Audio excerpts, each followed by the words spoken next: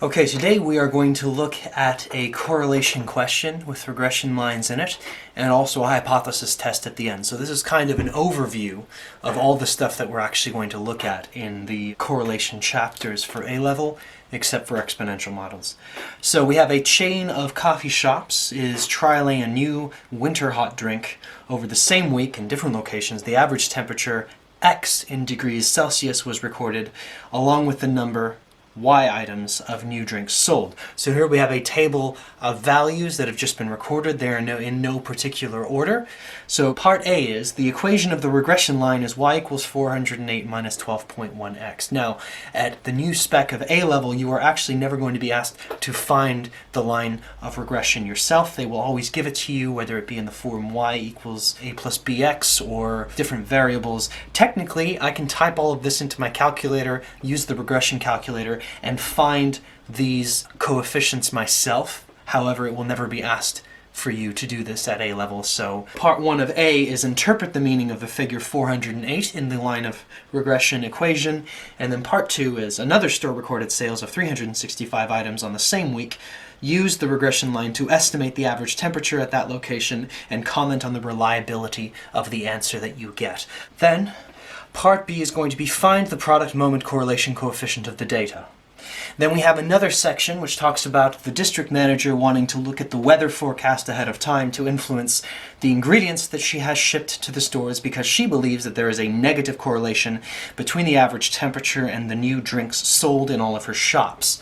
And we are going to carry out a hypothesis test to the 5% significance to verify the manager's claim.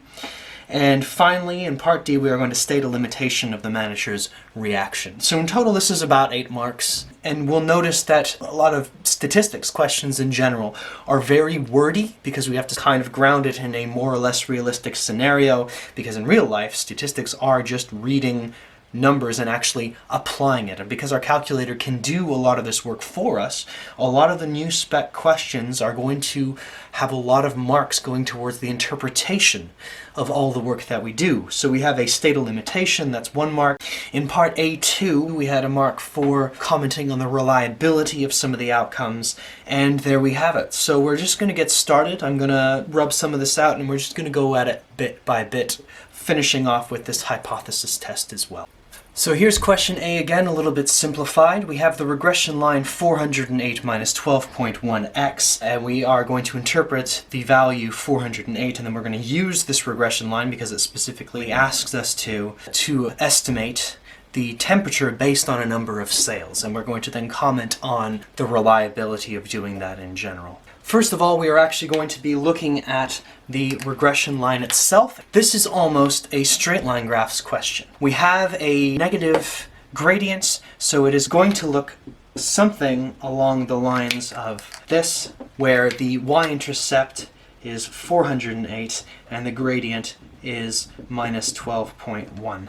Now it's useful to picture it this way because this actually tells us off the bat that this y-intercept is essentially what happens when x is 0. So if I'm going to interpret the number 408, 408 is the theoretical number of sales that we would make if the temperature were 0. So this in itself is 1 mark. Essentially, whenever they ask you this, it's what happens when x is equal to 0. And so if x is equal to 0, then technically, using this line of regression, unreliably we can estimate that the sales would be 408. They could ask you for another mark to interpret the meaning of minus 12.1, and essentially what that means is that for every degree that the average temperature gets warmer, the sales drop by 12.1, which isn't actually being asked, but it could be. I'm going to go straight on to question 2. So we're going to be using the same regression line again, but what we have been told is that y equals 365, and I'm going to find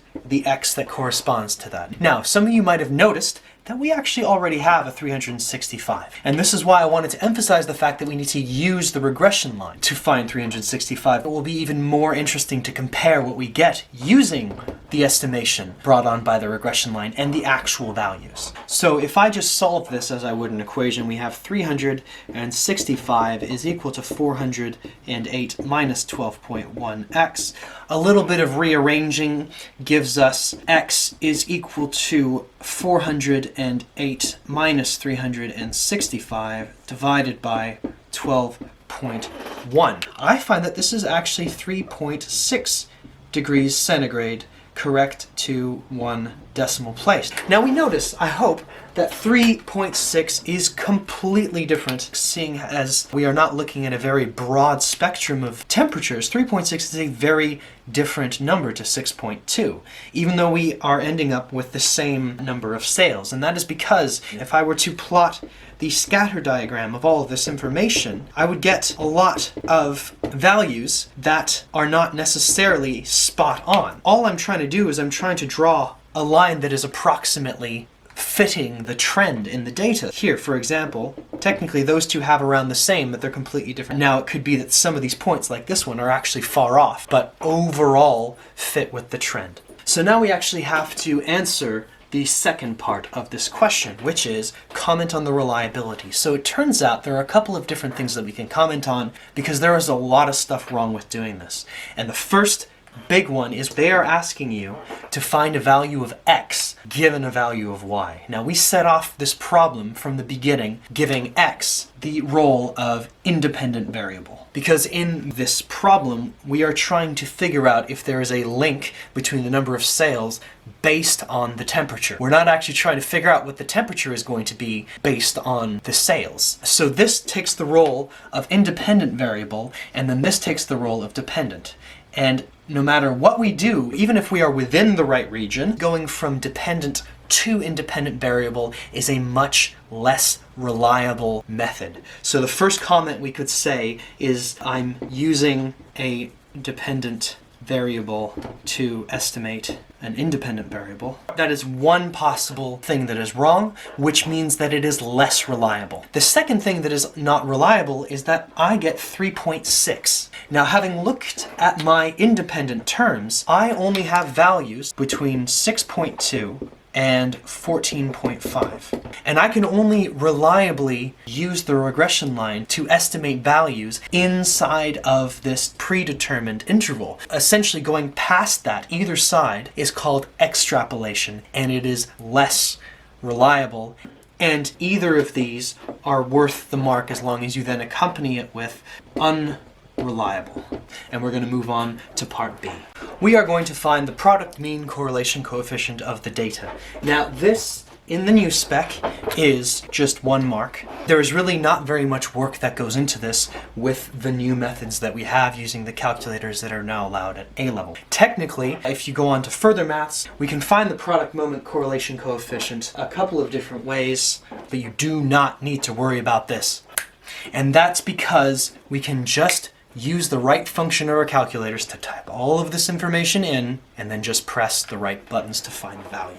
And this is where your specific calculator comes indispensably, because without this you will not actually be able to find the PMCC. This is 1 mark that you should be eligible for just for having the proper equipment. So in order to find this, we need to go to Menu, and this time we're actually going to go to the Statistics section. So I can either press 6 or equals, and this time we have the regression line there, y equals a plus bx. We want 2 variables too. We can press 2 there. Now here you see that I have 2 columns.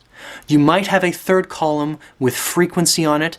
It turns out that does not matter. Just write nothing in it and it will automatically count as 1. You might have it like this, where you see that. If you want to get rid of that or add it, you want to do Shift menu for setup, and you want to go down, look for statistics, 3, and then frequency on or off. Frequency is very useful for finding things like the standard deviation, so it doesn't really matter. I like mine to be a little bit cleaner, but if you have it on, it does not matter. I'm going to turn mine off.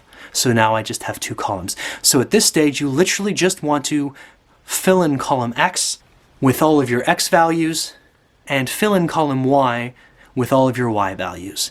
So there we go. It should look something like this at the end. You want to pay careful attention to the order of all of this because one value of x has to be paired up with its unique value of y. So at this stage, I'm not going to press equals. Do not press back or all the information will disappear. You want to actually press Option.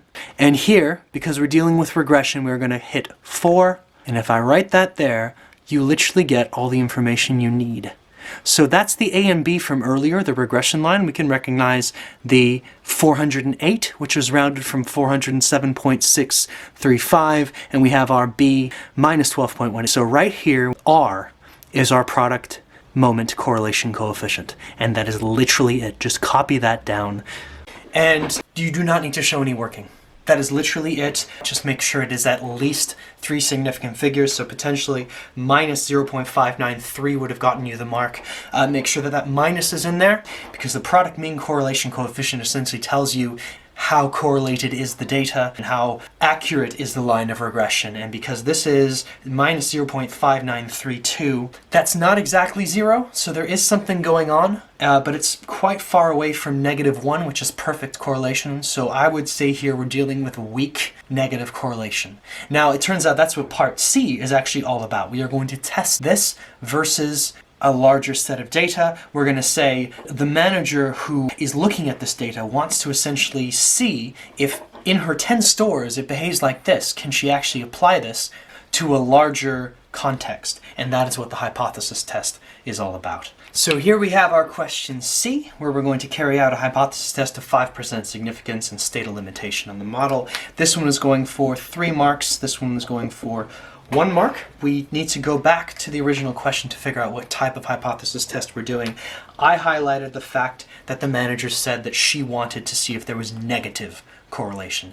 Now this will usually be fairly explicit in a correlation question. They're not going to get you to spend too much time trying to interpret the person's intentions like they might in a binomial distribution hypothesis testing question. Here it will literally say, is there correlation? Is there negative correlation? Is there positive correlation? And in this case, they asked, is there negative correlation? This means it is going to be a one-tailed test, but it's going to be a negative one-tailed test. In order to answer C, I need to set everything out correctly. So the first thing we are going to do, this is a hypothesis test for 0 correlation. So my null hypothesis, in the same way as with the others, is going to be what if there's absolutely nothing special going on? And in this case, what that means is that rho, which is a weird curvy p, which is actually the PMCC of the entire population. So in this case, that means, let's say, of all the coffee shops of this certain brand in the entire UK,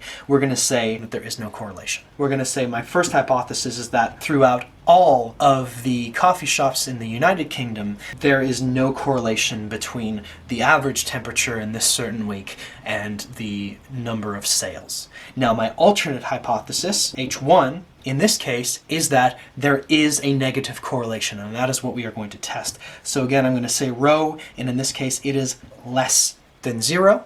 And we have to make sure that we use the correct letter. If you put R there, you will not get this mark. So the next step is fairly straightforward. We cannot actually use our calculators for this one like we could in the binomial distribution, but there is a very straightforward table. In the exam context, you'll actually be using your formula booklet, which is going to be an A4 version of this. And if we go to the back, we'll see this is where all of our tables are. And then on page 37, we have the critical values for correlation coefficients. We do not actually need to worry about Spearman's coefficient. That again is no longer in the spec.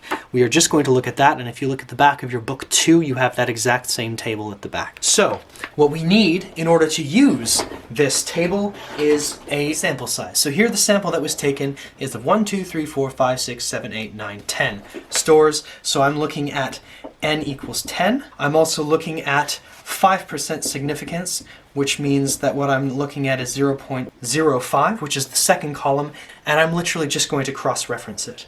So 10 and 0.05, the number I get is 0.5. 5494. I'm not going to go into any detail as to how these numbers are actually found. You just have to rely on the tables. So I'd like you to try to find this yourself. Next thing we need to do is figure out how to use this. I'm looking at negative correlation. It is as easy as this.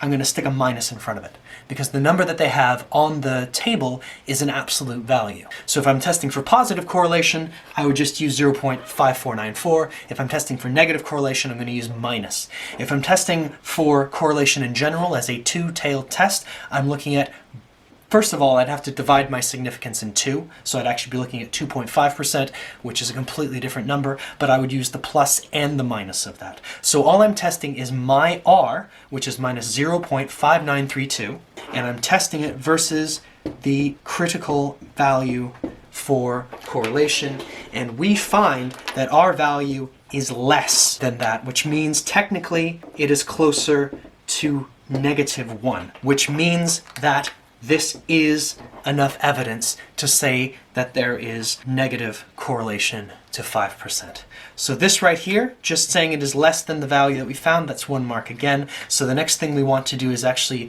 write some kind of a sentence. Therefore, there is enough evidence to reject H0, and we want to actually write a sentence in context. So there is negative correlation between average temperature and sales. And then you could add the extra piece of information, which is as the temperature decreases, the sales increase, or as the temperature increases, the sales decrease. But we need to write some kind of a sentence in context to be able to qualify for that mark. And that is literally all there is to it. You just need to find the critical value using the table and figure out, is my value closer to -1 than that? Or in the positive case, is my value closer to 1 than that? And once it is in the critical region, so we can reject H0 and adopt the fact that it is less than 0. Therefore, there is negative correlation.